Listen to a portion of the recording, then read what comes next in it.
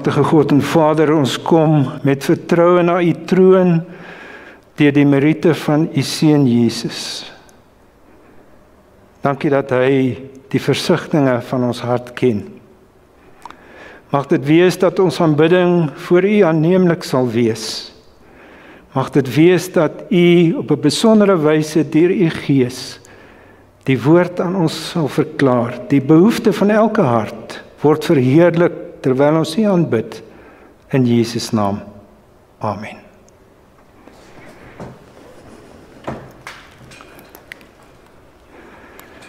Is daar besoekers by ons vanmôre? Is iemand wat ons besoek? Ja, ek sien, baie welkom, ons is bly julle is hier. Ek is so bly om vir ouma Noekie ook te sien. Dit is wonderlik om haar hier te hê.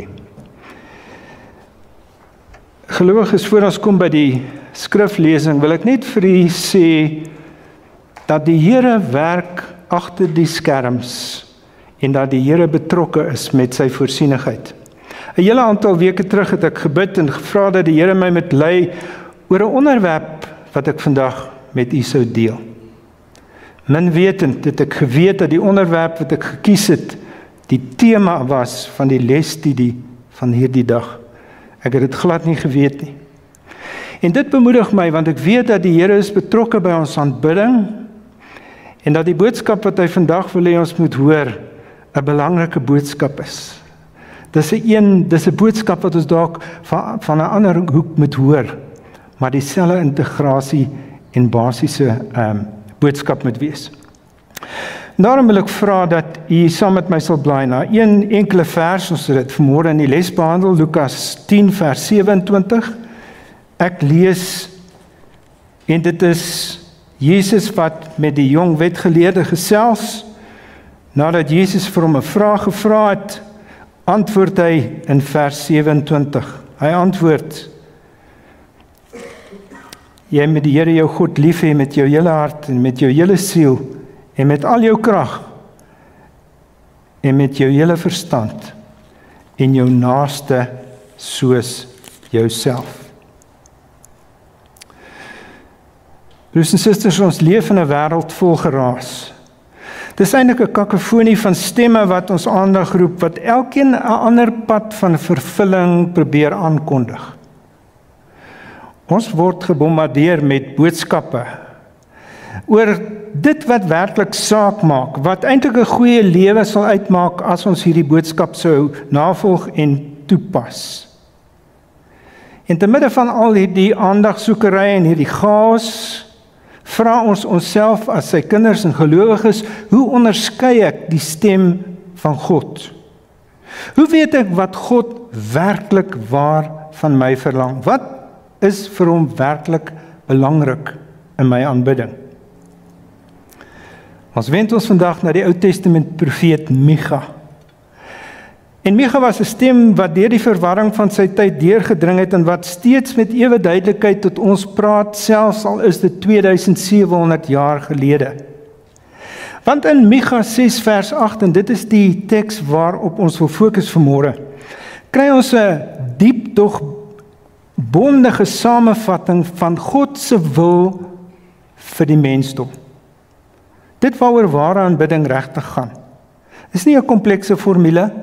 Dis nie 'n onbereikbare ideaal nie. Dis duidelik, dit is 'n bloudruk wat die Here van ons verwag en dit is 'n lewe wat as ons dit sou lei, hom sou behaag. So as jy die Bybel het, kan jy oopblaai na Micha, die 6de hoofstuk. Micha, die 6de hoofstuk. Die kultuur waarin Micha skryf, stem eintlik baie ooreen met die kultuur waarin ons leef. Al was dit 2700 jaar gelede. Die mensdom het in essensie nie eintlik verander nie. Trouwens, dit was die kultuur soos baie van ons vandag ervaar en sien in Amerika, of feitelik dwars deur die wêreld. So lyk die wêreld waarin Micha geskryf het. Ek gaan net vir julle die konteks gee, en jy sou dink dit is dalk die wêreld van vandag wat ek beskryf. Mense het materialisme onverpoos nagejag. Die godsdienstige leiers van daardie dag was egosentries en korrup. Die rykes het die armes genadeloos uitgebuit. Die regering van die dag was gefokus op eie belang. Openbare uitgawes was buite proporsie hoog. En dan was daar nog internasionale spanning gewees in daardie tyd. Israel was vasgevang tussen 3 strydende nasies: Assirië, Egipte en die Filistyne. En ek wonder of dit verander het. Ons sien nog steeds daardie wrywing vandag. Eindtyd gebeure was vir Israel aktueel gewees. Halfpad gedurende Micha se bediening het die noordelike koninkryk van Israel ophou bestaan. En net vir 'n bietjie verder agtergrond te bevind, Micha is eintlik 'n tydgenoot van Hosea en van Jesaja. Micha se bediening het gegeld vir omtrent 20 tot 25 jaar. Dit was gedurende die bewind van konings Jotam, Agas en Hizkia. En ons sal onthou en weet dat Agas een van die mees goddelose ewel konings was wat jy daar ooit gehad het. En daarteenoor sien ons dat Hizkia soos 'n lelie uit modder uitgroei. Hizkia wat 'n hervormer was, wat die mense teruggelei het na die woord van die Here. Micha het dus aan 'n wêreld geskryf wat presies dieselfde uitdagings is en probleme is wat ons ondervind. En hy het geskryf waarin hy die sonde en die skynheiligheid van mense wie hulle self Christene genoem het, onder die mense se oë gebring het en vir hulle vertel het dat God hulle gaan oordeel. In geen onsekere terme het hy hulle gewaarsku teen die oordeel wat kom. En dan sien ons, as ons 'n bietjie meer kyk na hierdie teks en dit wat Micha skryf, sien ons dat daar 'n vertrouensbreuk ontstaan het tussen God en Israel. En hierdie vertrouensbreuk het veroorsaak dat daar 'n afstand was tussen God en Israel. Die verhouding het verbrokkel en die knelpunt het gegaan oor godsdiens. Dit het gegaan meer spesifiek oor die definiering van ware godsdiens. Here, wat wil U hê met ons doen? Wat moet ons doen om U tevrede te stel? Wat moet ons doen? Want Here, dit lyk vir ons of dit wat U van ons verlang en dit wat U wil hê, nie is wat ons kan gee nie. Dit lyk of ons nie die eise wat U vra kan nakom nie. Here, U is heeltyd met ons teleurgesteld omrede ons U nie kan tevrede stel nie. En dan sien ons dat Micha 'n besondere benadering en skryfstyl gebruik om die knelpunt tussen God en Israel aan ons bekend te stel. Spreekwoordelik bring God 'n regsaak teen Israel. En in hierdie vertoon doen God 'n beroep op die stil, ewigdurende heuwels en berge as getuies van sy getrouheid en sy getroue reddingsdade tot sy kinders Israel. Hy wil hulle herinner aan dit wat hy vir hulle gedoen het. En daarom lees ons dit hierso in vers 1 en 2 van hoofstuk 6 van Micha. Hoor wat die Here sê. Maak klaar, roep die berge as getuie, laat die heuwels hoor wat jy te sê het. Berge, vaste fondamente van die aarde, julle moet luister na die saak wat die Here het. Die Here het 'n saak teen sy volk. Hy het Israel aangekla. My volk, wat het ek aan jou gedoen? Hoe het ek jou moeg gemaak? Antwoord my. En dan sien ons dat God sy hart oopvlek. Nie met strak woorde van 'n aanklaer nie, eerder met emosiebelaaide goddelike taal wat beslis nie die hoftaal is van beskuldigende retoriek en aanval teen dit en wie ook al aangekla word nie. In vers 3, my volk, my uitverkore volk, my volk met wie ek 'n verbond het, my volk wie ek innig lief het, my volk, wat het ek aan julle gedoen? Wat is dit wat julle veroorsaak het om vertroue in my te verloor? Wat het ek gedoen? Wat maak julle moeg? Wat maak julle oorlaai? Antwoord my, praat met my, sê vir my.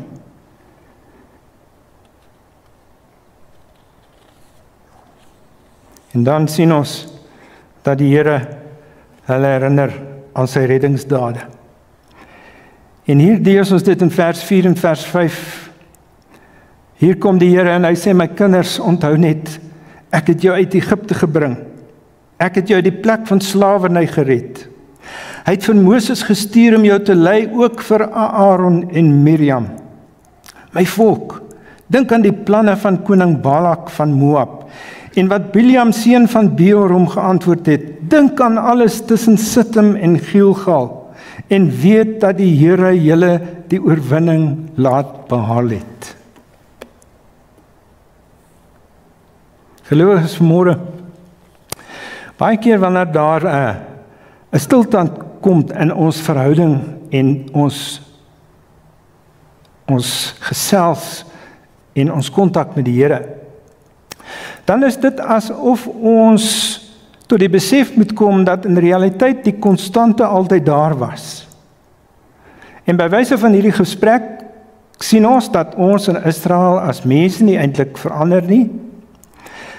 Wanneer daar hierdie distansie kom tussen my en God, dan is dit eerder ek wat van hom af wegbeweeg het, as wat hy van my af wegbeweeg het. En dit is so. Die Here roep die berge op as sy getuie, die onveranderlike berge en heuwels, wat getuig van sy konstantheid, sy getrouheid. My getrouheid is soos die son wat elke dag opkom. Dit is daar, ek is dieselfde gister, vandag en môre. Ek verander nie. En nou vra Israel in hulle toenadering tot die Here, Here, as dit nie U is nie, dan is dit ons. Ons het iets verkeerd gedoen. Here, is dit die manier waarop ons aanbid, wat vir U nie aanvaarbaar is nie? En dan in vers 6 kry ons 'n aanduiding, terwyl hulle nou met die Here gesels. Vers 6, die eerste gedeelte, wat sal ek saamvat as ek na die Here toe gaan, as ek voor die hoë God gaan kniel? Hoe moet aanbidding werklik lyk? Here, enigiets. Watter aanbiddingspraktyk gaan vir U byval vind? Wat sal in orde wees? En dan in vers 7 sien ons 'n reeks hiperboliese voorstellings om die erns van hulle vertoë en die saak aan die Here te bring. Hier oordryf hulle. Hier is ons voorstelle om mee te onderhandel, Here, en ons lees dit hier in vers 6, die tweede gedeelte, en vers 7. Moet ek met offers na hom toe gaan, met jaar oud kalwers, en terloops jaar oud kalwers was baie duur. Dit was die primateit en waarde van so 'n dier. Sal die Here duisende ramme aanvaar, saam met 10.000 offers van olie? Moet ek my eersgeborene offer vir my sonde, hom wat uit my liggaam kom, vir my oortreding? Ons sien uiterstes, brandoffers, dier, jaaroue kalwers, groot getalle ramme, selfs riviere olie, selfs Here. En dit was nie aanvaarbaar vir die Here nie. Die Here het nie kinderoffers goed gepraat nie, maar daar was mense wat dit gedoen het, uit 'n godsdienstige milieu, uit 'n godsdienstige oogpunt.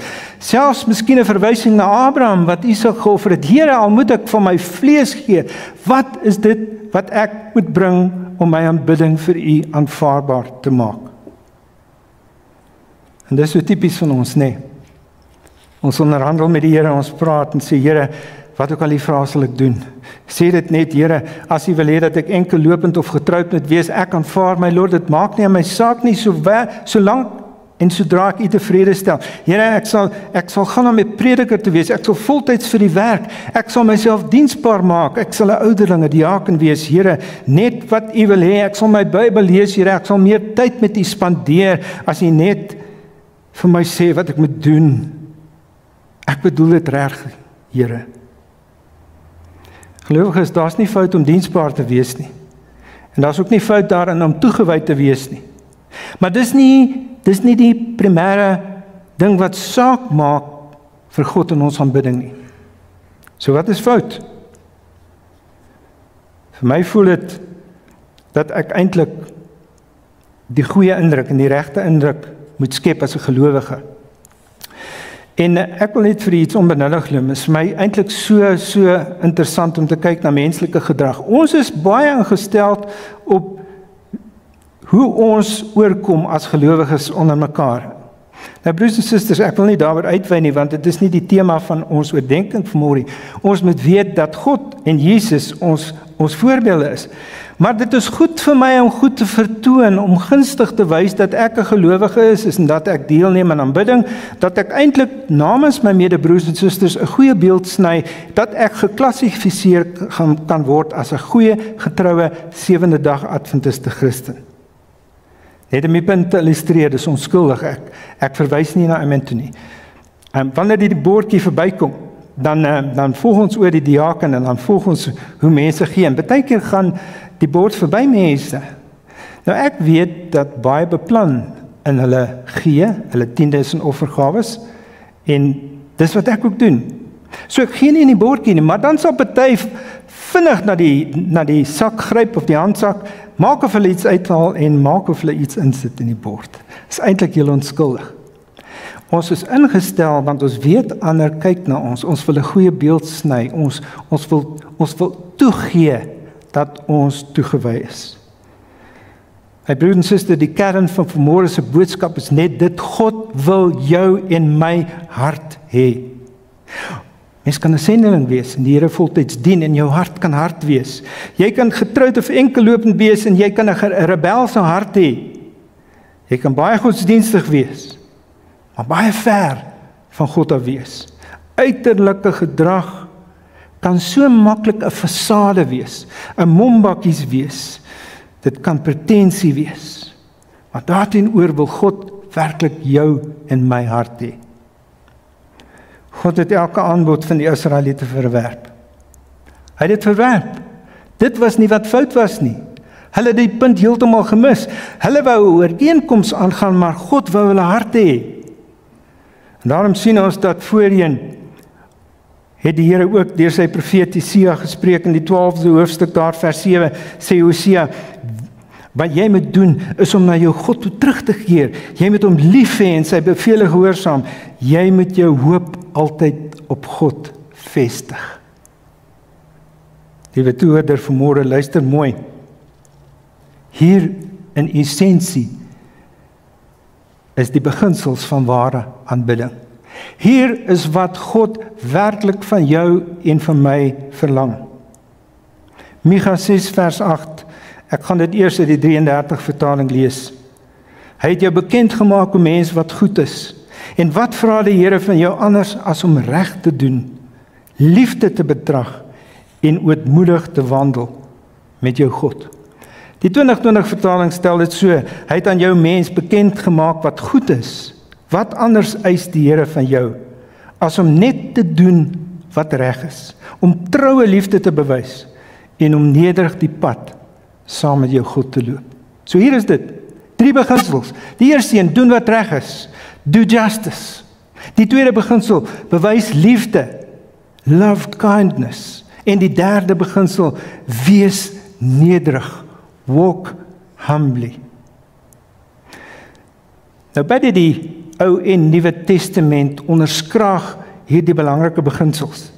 Ons lees in Deuteronomium 6 vers 5, jy moet die Here jou God lief hê met jou hele hart en met jou hele siel en met al jou krag. So dit was nie vreemde woorde vir die Israeliete nie. Levitikus 29:18, hier kom die ander sy van die vereiste, jy moet jou naaste lief hê soos jouself.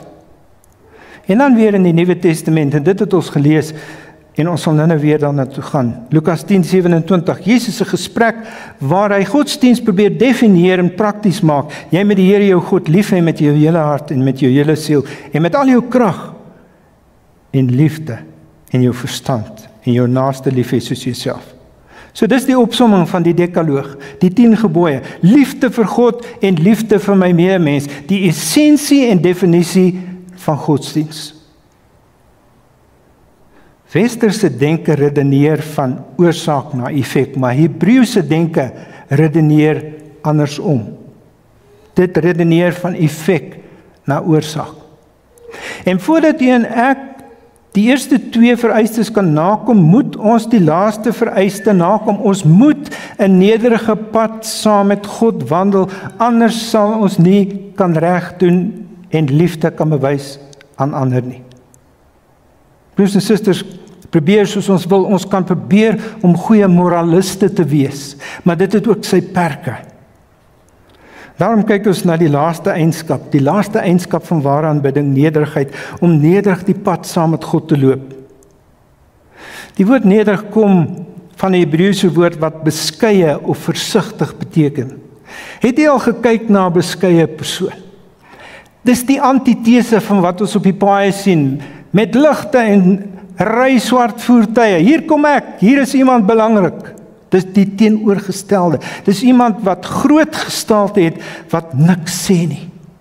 Wat beskeie is, wat nie grootpraterig is nie. Wat nie loop in, as ons in goeie Afrikaans sou sê, brag, met hoe belangrik hy is, of sy is nie. Om nederig te word, verg egte eerlikheid. Dis eintlik om die ware ek, die ware jy, in die spieël raak te sien. Maar 'n keer, dan maak ons so 'n sneeuwwitjie, wie is die mooiste? Dis sekerlik ek. En wanneer ek en jy eintlik dood eerlik is en ons na die spieël kyk, dan sien ons eintlik dat ons arm en blind en naak is. En dat die klere wat ons dink eintlik mooi is, eintlik volle en vuil is. En dat ek eintlik die beeld wat ek sien niks aanbevelenswaardig het wat my mooi maak nie. Die erkenning dat ek eintlik geestelike boemelaar is, dat ek 'n redder nodig het, dat ek iemand nodig het om ekstrinsiek buitekant myself in te gryp, iets te doen vir my wat ek nie self kan doen nie, om vir my 'n nuwe hart te gee. Om diep eerlik teenoor die Here te kan sê, Here, wees my asseblief net 'n arme sondaar genadig. Dis die houding van iemand wie nederig is. En dan om nederigheid vir ons verder te verduidelik, kry ons die verpersoonliking van nederigheid.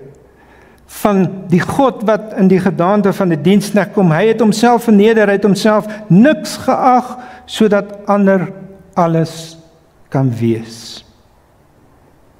Nederigheid beteken nie om te sê, ag, weet jy wat, ek is 'n ou wurm, ek is niks nie, ek is nutteloos. Nee, dis treurigheid.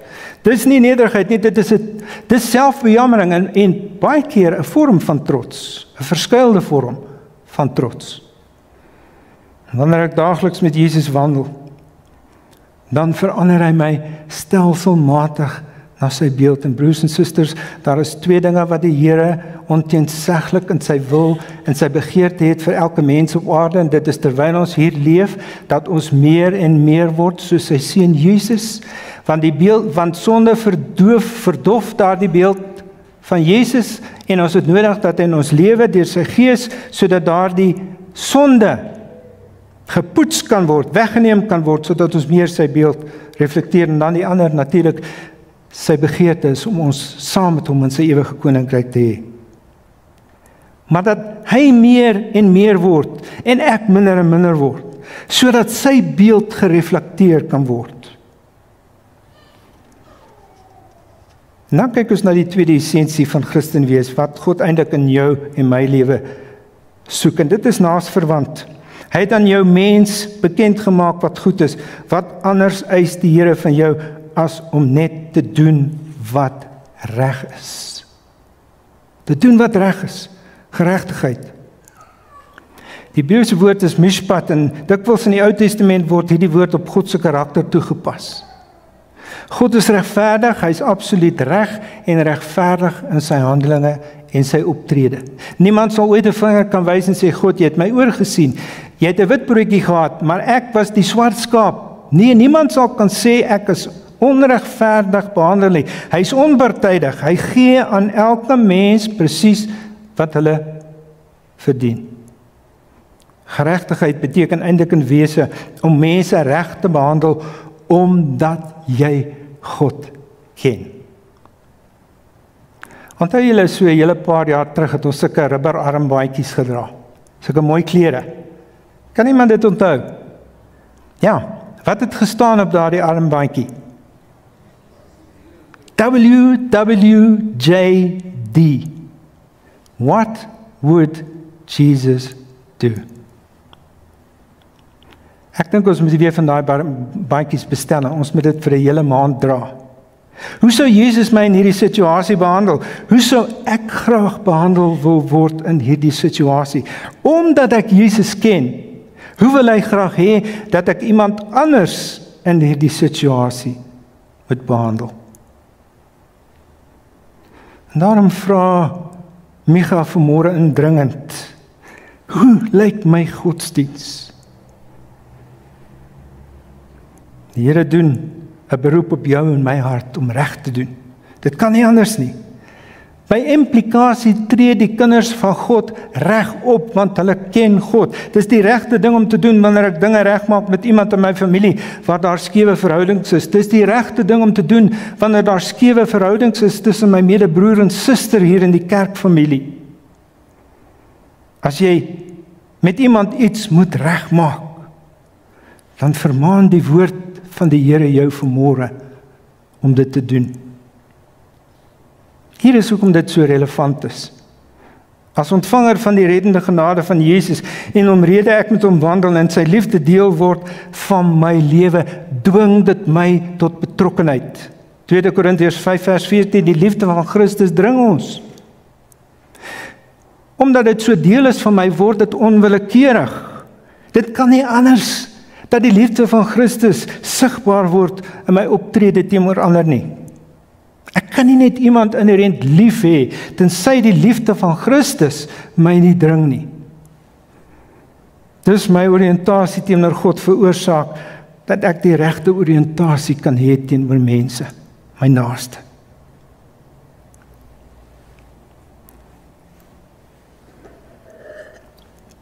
En dan is die tweede vereiste, dat ons liefde bewys. Hy het aan jou mens bekend gemaak wat goed is, wat anders eis die Here van jou, as om net te doen wat reg is, om troue liefde te bewys en om nederig die pad saam met jou goed te doen, om troue liefde te bewys. En dit spreek van die manier hoe ons met ander handel en optree. Die Hebreëse woord verwys na loyale liefde, geduldige liefde. Onthou Psalm 136. Wat maak Psalm 136 so uniek? Het jy dit al gelees? 26 verse. En daar's 'n stelling en na die vers sê die refrein, aan sy liefde is daar geen einde nie. Aan sy liefde is daar geen einde nie. Lees dit vanmiddag weer deur.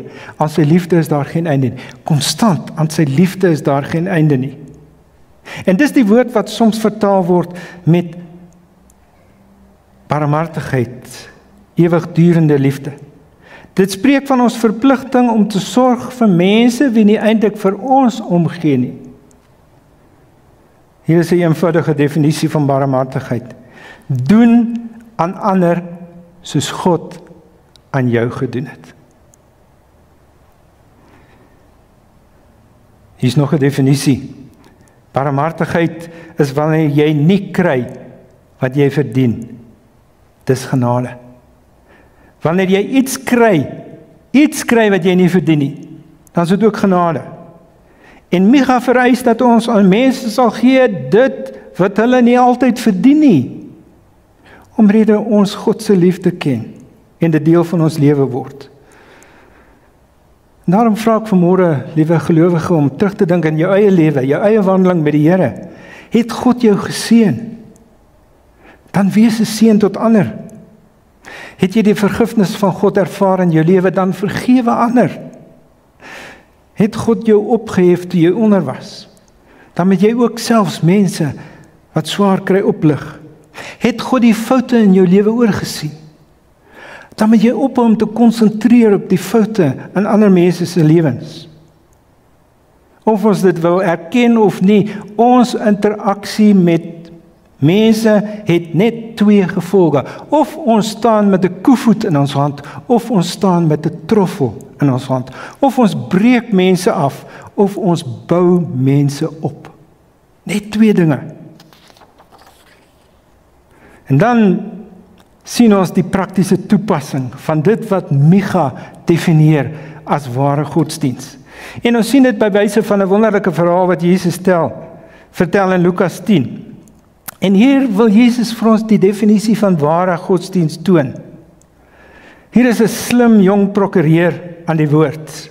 Hy het gehoor van hierdie nuwe wonderdoener, hierdie nuwe Rabbi Jesus. Hy het gehoor van hierdie ewige lewe wat hy aanbied. En daarom kom hy na Jesus toe en hy sê vir Jesus, Rabbi, goed, ek het nie baie tyd nie, so gee vir my die kort pad, gee vir my die direkte roete na die ewige lewe. Ek wil hierdie kwessie van God en godsdiens uitpleis in my lewe. Ek wil dit uitklaar, ek het nie veel tyd nie, so die vinnigste manier om daar uit te kom asseblief, die kort pad. En dan antwoord Jesus hom in Lukas 10 vers 6 en 27. Wat staan in die wet van Moses geskrywe, wat lees jy daar? Hy antwoord, jy moet die Here jou God lief hê met jou hele hart en met jou hele siel, met al jou krag, al jou verstand en jou naaste soos jouself.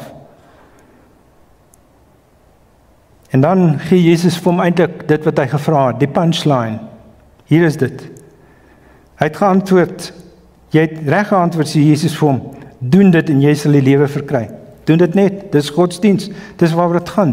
En dan ontvou die verhaal, en ons ken die verhaal goed. 2 predikante kom verby, daar lê iemand aangeval deur rowers, hulle steur hulle nie in hierdie man nie, geestelike leiers. En dan kom daar 'n Samaritaan wat hierdie gewonde man sien. Die Samaritane was eintlik, hulle was gehaat deur die Jode, hulle godsdiens het verbaster geraak, hulle was nie meer toegewyde Jode nie, hulle het hulle eie tipe godsdiens bedreig. En hierdie man wat die Jode verag, die stop. Dit is vir my so mooi dat die Bybel sy optrede beskryf as hy het hierdie ou wat aangeval is innig jammer gekry. En toe gaan hy oor na die praktyk en hy verbind sy wonde en hy smeer olie aan en hy laat die man op sy donkie, vat hom na die herberg, sê vir die herberg hier, asseblief, wat ek al het kos, sien hom na die man dat hy gesond kan word. En dan vra Jesus vir hierdie jong wetgeleerde, wie van hierdie 3 is volgens jou die naaste van hom wat onder die rowers verval het? En die wetgeleerde antwoord, die man wat aan 'n medelee bewys het. Sê Jesus vir hom, gemaak jy dan ook so. Het is moeilik om die ware Christen te identifiseer, né? Ek meen, dit moes sekerlik dalk die 2 predikante gewees het op aansig. Ek meen, hulle leef tog naby die Here, hulle ken die Here goed, hulle preek sabbate in die kerk, hulle hoort naby aan die Here te wandel, maar tog loop hulle verby, is hulle Christenskap net uitkenbaar omdat hulle die geestelike toga dra. Kan nie wees nie. Wat wil die Here van my hê? Hoe gaan hy die autentiekheid van my belydenis as Christen evalueer? Hoe gaan hy vasstel of die evangelie wat ek glo, of ek het ingedra het en toegelaat het, dat die Here deur sy gees my hart verander en my lewe verander. En dis hier waar die uitleef van godsdienst nou ernstig word. En dit herinner my aan daardie gedeelte in Matteus 25. En as jy kyk na die opskrif van jou Bybel, sal jy sien bokant vers 31 en die 33 vertaling praat dit van die profetiese rede, slot, die ewige lewe en die ewige straf. So hier kom ons, dis die finale oordeel. Dis die evaluering van die wat bely het en die wat werklik Christene is. Vers 31 tot 33. Wanneer die Seun van die mens in majesteit kom en al die engele saam met hom, sal hy op sy koninklike troon gaan sit. Al die volke sal voor hom bymekaar gebring word. En hy sal die mense van mekaar skei soos 'n wagter die skape van die bokke. Die skape sal hy regs en die bokke links van hom laat staan. En dan sê die koning vir die aan sy regterkant, kom julle wat deur my Vader geseën is, die koninkryk is van die skepping van die wêreld af vir julle voorberei. Hoekom? Want ek was honger. En jy het my iets gegee om te eet, ek was dors. Ek het iets te drinke gekry, ek was 'n vreemdeling en jy het ontferm oor my. Ek was sonder klere en jy het my geklee. Ek was siek, jy het my besoek in die tronk. Ander het my afgeskryf, omdat jy dit aan een van die geringste gedoen het, het jy dit aan my gedoen. Nou, is baie interessant, het iets interessants opgemerk oor hierdie groep mense. Hier is iets besonders wat hulle lewenspatroon definieer.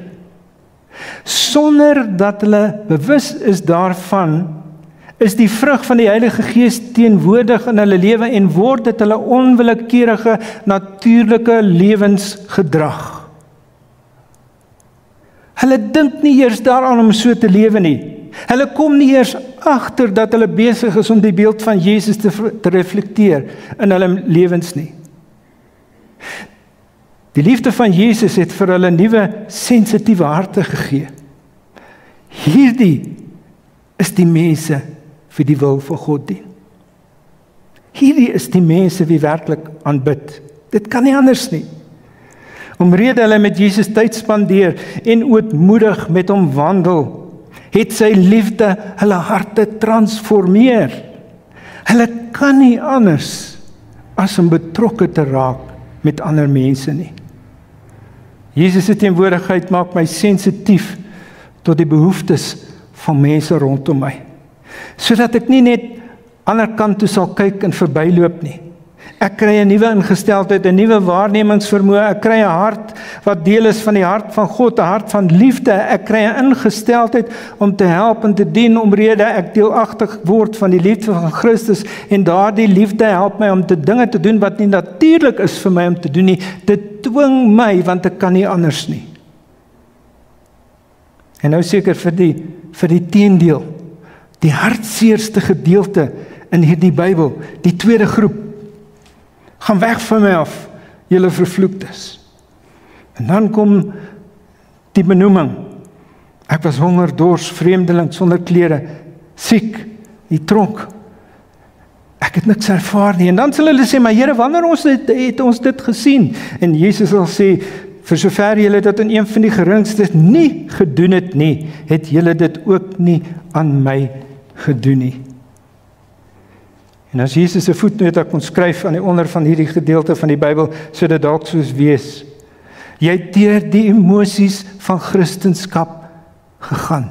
Jy het mooi vertoon. Jy het al die godsdienstige dinge gedoen. Jy het kerk bygewoon.